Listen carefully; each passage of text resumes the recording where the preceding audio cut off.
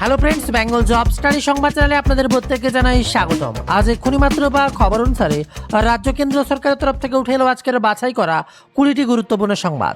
শুরুতে হেডলাইন, তারপরে বিস্তারিত খবর। শেষ হয়েছে বিধানসভা নির্বাচন, হাতে গোনা 2 দিন, তারপরে বিধানসভা ভোটের ফলাফল সেই 4ই মের দিকে তাকিয়ে রয়েছে গোটা বাংলার মানুষ। এমনই সময় বিজেপি সরকার ঠিক করতে ব্যস্ত কে হবে বাংলার মুখ্যমন্ত্রী, আর এদিকে কোনোভাবেই যেন ইভিএম বাক্স এদিক ওদিক না যায় সেদিকে নজরদারি দিতে ব্যস্ত মমতা বন্দ্যোপাধ্যায়। রাতের ঘুম উড়িয়ে ইভিএম মেশিনের দিকে তাকিয়ে যেন সিসিটিভি ফুটেজ ঠিকভাবে কাজ করছে তো, কোনোভাবেই নড়াচড়া হচ্ছে না তো ইভিএম। আর এদিকে গেরুয়া শিবিরের দল আর রাত জেগে ব্যস্ত কাকে করবে মুখ্যমন্ত্রী বাংলার। ডিবেট চলছে, একের পর এক আলোচনা, গ্রুপের পর গ্রুপ চলছে মিটিং, বৈঠক চলছে বাংলার প্রতিটি পাড়ায় পাড়ায়। চায়ের দোকান থেকে মদের ঠেক, সব জায়গায় এবার একটাই, কে আসবে বাংলার ক্ষমতায়। এমনকি পাগল করে দিচ্ছে ভোটের এক্সিট পোলও। বরাবর বাংলার এক্সিট পোল যেখানে একদিকে ঝুঁকে থাকতো, এবার যেন 2 এক্সিট পোল দুদিকে ঝুঁকে, কেউ বলছে তৃণমূল, কেউ বলছে বিজেপি। তবে কোনোভাবেই মাথা তুলে দাঁড়াতে পারছে না বামেরা। তাদের একটাই টার্গেট, শূন্য কাটিয়ে সংখ্যা বাড়াবে। আর এমনই সময় বাংলার কি হাল, কোথায় কি কাণ্ড ঘটছে, কোথায় কত কেন্দ্র বাহিনী ভোটের পরেও মোতায়েন থাকছে তা নিয়ে একের পর এক গুরুত্বপূর্ণ সংবাদ আজকের ভিডিওতে। এবার ভোট পর্ব শেষ হতেই কেউ আবার ঢোক গিলছে, উল্টো সুরিবার বিজেপির প্রাক্তন রাজ্য সভাপতি মমতাকে কি অভিনন্দন। দেশের সবকটি সংস্থা এক্সিট পোল বাংলায় বিজেপি সরকার গঠনের ইঙ্গিত দেওয়া হয়েছে। তবে উচ্ছ্বাসিত না হওয়ার বার্তা দিলেন বঙ্গের বিজেপির প্রাক্তন সভাপতি তথাগত রায়। এক্সে লিখলেন, ভোট গণনা এখনও বাকি আছে, তাতে চোরের দল কি চেষ্টা করবে আমার জানা নেই। 2021-এর কথা কোনোভাবেই ভুলবেন না। শিম্পাঞ্জির উপর পশ্চিমবঙ্গের বিজেপির দায়িত্ব ন্যস্ত ছিল, সেবেলা 12:30টার সময় আত্মসমর্পণ করে। এবার যেন সেরকম না হয়। আর অপরদিকে আবার নির্দেশ সিও মনোজের, দ্বিতীয় দফার ভোট মিটতেই দিকে দিকে অশান্তির খবর। ভোট পরবর্তী হিংসার উঠতে এবার নজরদারি বাড়তেই বাংলার মুখ্য নির্বাচন অধিকারী কেমনই দায়িত্ব মনোজ কুমার আগরওয়ালের। বৃহস্পতিবার প্রশাসনের উচ্চপদস্থ কর্তাদের সঙ্গে বৈঠকে বসেন বাংলার মুখ্য নির্বাচন অধিকারী। ভোটের পর যারা ঝামেলা পাকিয়েছেন তারা রাতেই তাদের গ্রেপ্তার করতে হবে, ভার্চুয়াল বৈঠকে নির্দেশ দেন মনোজ। তবে এবার ভবানীপুরের স্ট্রং রুমের পাহারা এবার বাংলার মুখ্যমন্ত্রী মমতা বন্দ্যোপাধ্যায়।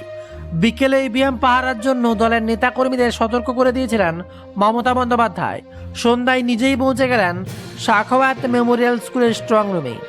8 ঘন্টার বেশি সময় সেখানে বসে রয়েছেন তিনি। কারচুপি বা গোলমালের খবর না থাকলেও তৃণমূল নেত্রী নিজের সশরীরে পরিদর্শনে যাওয়ায় রাজ্য জুড়ে স্ট্রং রুম নিয়ে বাড়তি সতর্কতা ছড়িয়ে পড়ে তৃণমূলের সংশ্লিষ্ট কর্মীদের মধ্যে।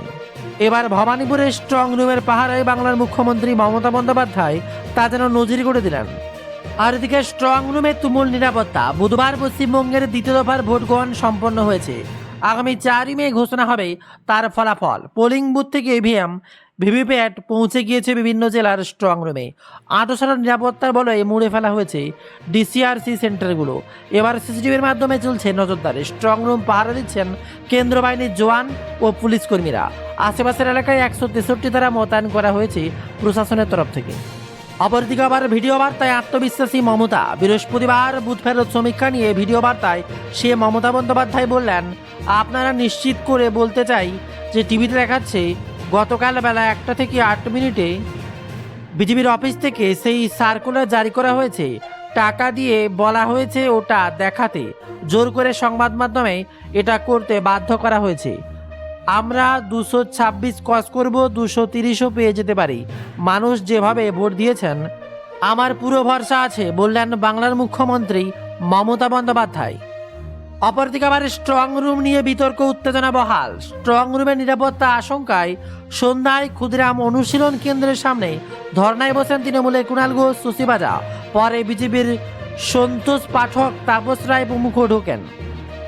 তৃণমূল গুজব ছড়াচ্ছে, অভিযোগ তোলেন তাপস। জয় শ্রীরাম ধ্বনিতে ইন্ডোর স্টেডিয়াম চত্বরে সরগরম হয়ে ওঠে। পাল্টা জয় বাংলাও শোনা যায়। পরে পুলিশ ও আদাসনা এসে অবস্থানকারী সবাইকে তুলে দিয়েছে। উত্তেজনা বহাল রয়েছে এখনও।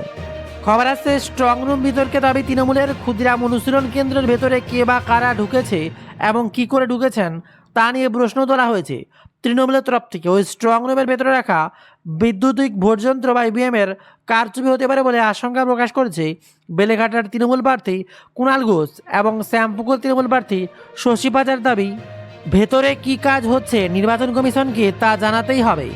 তবে বাংলায় ভোটে প্রাণহানির আশঙ্কা প্রত্যেকবারে থেকে যায়, এবারও তার অন্যথা নয়। তবে সংখ্যাটা কত, ভোটে মৃত্যু কত? রেকর্ড রয়েছে এবার বাংলায়। 2021 সালে বিধানসভা নির্বাচনে 24 জনের প্রাণ গিয়েছিল পশ্চিমবঙ্গে। তার 5 বছর আগে 2016 সালে বিধানসভা নির্বাচনে হিংসায় বলি হয়েছিল 7 জন, কিন্তু এবার সেই সংখ্যাটা মাত্র 2 জন। এই যে নির্বাচন কমিশন কিছুটা হলেও সাফল্য, তা বলার অপেক্ষা রাখে না। এবার 2021 সালের ভোটবঙ্গে 59টি বোমা উদ্ধার হয়েছিল, কিন্তু এবার একটিও বোমা উদ্ধারের খবর পাওয়া যায়নি, জানাচ্ছে নির্বাচন কমিশন। অপরদিকে আবার পেট্রোলে ইথানল বাড়ানোর আরও পরামর্শ দিল কেন্দ্র। পেট্রোলে ইথানল মেশানোর পরিমাণ আরও বাড়ানোর প্রস্তাব দিয়েছে কেন্দ্র। 2025 সালের মধ্যে পেট্রোলে 20% ইথানল মিশ্রণের লক্ষ্যমাত্রা অর্জনের পরে এবার 85 অর্থাৎ 85% ইথানল মেশানো এবং 100 বা বিশুদ্ধ ইথাইল জ্বালানি হিসেবে ব্যবহারের প্রস্তাবের খসড়া বিজ্ঞপ্তি জারি করেছে সড়ক পরিবহন মন্ত্রক। এতে সাধারণ মানুষের মতামত মেলার পরই চূড়ান্ত সিদ্ধান্ত নেওয়া হবে। অপরদিকে আবার ভোট গণনা নিয়ে বিশেষ কর্মশালা বিজেপির। আগামী 4 মে ভোট গণনার আগেই সংগঠনকে আরও চাঙ্গা করতে দুদিনের বিশেষ কর্মশালার আয়োজন করেছে রাজ্য বিজেপি। 1 মে এবং 2 মে এই গণনার কর্মশালা অনুষ্ঠিত হবে। কর্মশালায় বুথ স্তরের কর্মীদের ভোট গণনার সময় কোন কোন বিষয় মাথায় রাখতে হবে সে বিষয়ে বিস্তারিত নির্দেশিকা দেওয়া হবে। গণনা চলাকালীন কোনো বিশেষ পরিস্থিতি তৈরি হলে তা কীভাবে দ্রুত রাজ্য নেতৃত্বের কাছে পৌঁছে দিতে হবে সে বিষয়ে প্রশিক্ষণ দেওয়া হবে বলে খবর। শেষ হয়ে গেল বাংলার বিধানসভা ভোট। গোটা বাংলায় এবার উত্তেজনা। কে আসবে ক্ষমতায় তা নিয়ে যখন চলছে না বিশ্লেষণ, এমনই সময় ভোটের হিংসার খবর যেন কারো মাথায় আসছে না। যদিও কেন্দ্র বাহিনী মোতায়েন রয়েছে এখনো বাংলায়। বাংলার মসনদে কে বসবে, নীলবাড়ির লড়াইয়ে কে এবার এগিয়ে, একের পর এক দল এবার অন্য কথা বলছে। রিপাবলিক বাংলা তো 2026 সালের বিধানসভা নির্বাচন ও 2021 সালের মতো আগে থেকে এগিয়ে রেখেছে। তাদের চোখ বন্ধ করে গেরুয়া শিবিরের দিকে আঙুল যাচ্ছে। আর গোটা ভারতের এক্সিট পোলের দিকে নজর রাখলে বাংলায় কেউ এগিয়ে রাখছে বেশিরভাগই বিজেপিকে, আবার কেউ কেউ তৃণমূল।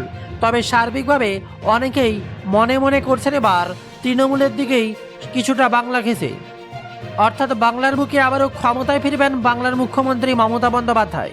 শত মানুষের জন্য তার চেষ্টা বিফল যাবে না এমনই মনে করছে। ইতিমধ্যে একের পর এক এক্সিট পোল আপনারা শুনেছেন, তবে বর্তমানে ভোট শেষ হতেই কোথায় কি কাণ্ড ঘটছে তার দিকে নজর রাখতেই হবে। তবে তা আলোচনার পূর্বে এক ঝটকায় ছোট্ট করে ভোট স্পেশাল এক্সিট পোল না দিলে কি হয়, দেখে নেব চাণক্য স্ট্র্যাটেজি এবার কাকে এগিয়ে রাখছে, ক্ষমতায় কে তৃণমূল, বিজেপি নাকি অন্যান্য।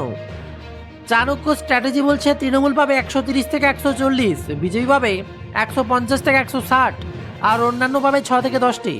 অর্থাৎ তাদের স্ট্র্যাটেজিতে এগিয়ে রয়েছে বিজেপি 150 থেকে 160, অর্থাৎ তারাই ক্ষমতা দখল করে নিচ্ছে।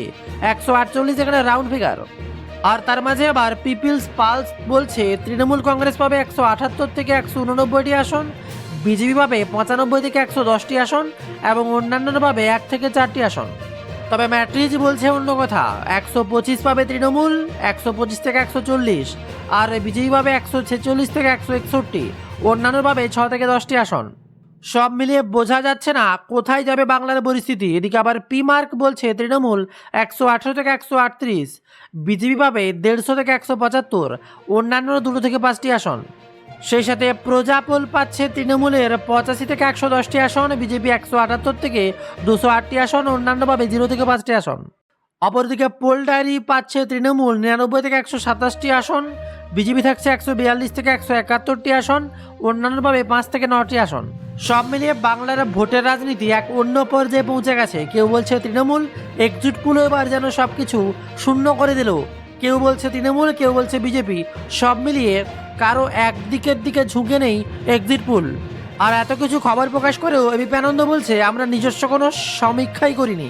আর তাতেই বোঝা যায় যে বাংলার হাল দেখে তারা মুখ খুলতে নারাজ। অর্থাৎ বাংলার বিধানসভা ভোটের সমীক্ষা করাও বর্তমান সময়ে এতটা সহজ হয়ে যাচ্ছে না, অনেকটাই কাঠখড় পুড়োতে হবে। কারণ কে আসবে ক্ষমতায় তা কেউ নিজেও জানে না।